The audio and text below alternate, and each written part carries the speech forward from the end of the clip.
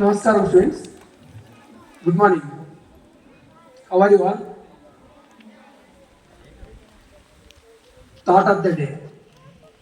When education suffers, the whole nation suffers. I repeat again. When the education suffers, the whole nation suffers. అంటే అర్థం ఎప్పుడైతే విద్య ఇబ్బందిలో ఉంటుందో దేశం మొత్తం ఇబ్బందిలో పడుతుంది. I repeat again. ఎప్పుడైతే విద్యా వ్యవస్థ ఇబ్బందిలో పడుతుందో దేశం మొత్తం ఇబ్బందిలో పడుతుంది. So recently we're seeing this news about education.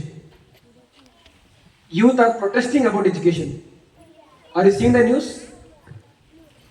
So today in Delhi,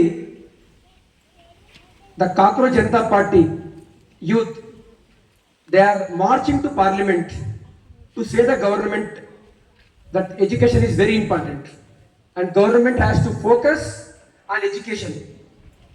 Papers are getting leaked and students are committing suicides and everywhere there is violence and poverty is increasing. So people are suffering at all levels.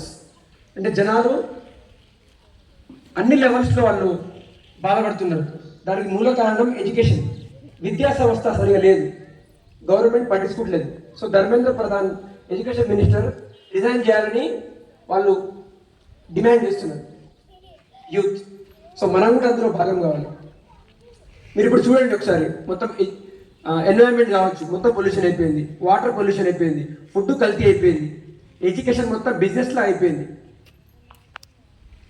So దానివల్ల ఏమవుతుంది, common people వాళ్ళు గౌరవంగా బతకలేకపోతున్నారు.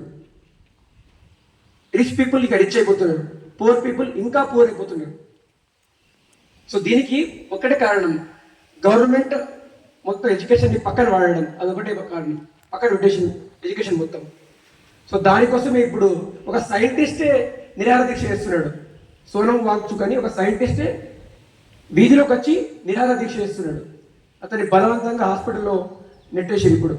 So దానికోసం ఇప్పుడు సిజేపీ party demand ఇస్తుంది, ఆ Sonam వాంగ్చుక్ని release చేయాలి, ఇంకా కరప్షన్, ఎడ్యుకేషన్లో జరుగుతున్న కరప్షన్ని తగ్గించాలి అని చెప్పేసి ఇప్పుడు యూత్ వాళ్ళు డిమాండ్ చేస్తున్నారు and they are raising their voices.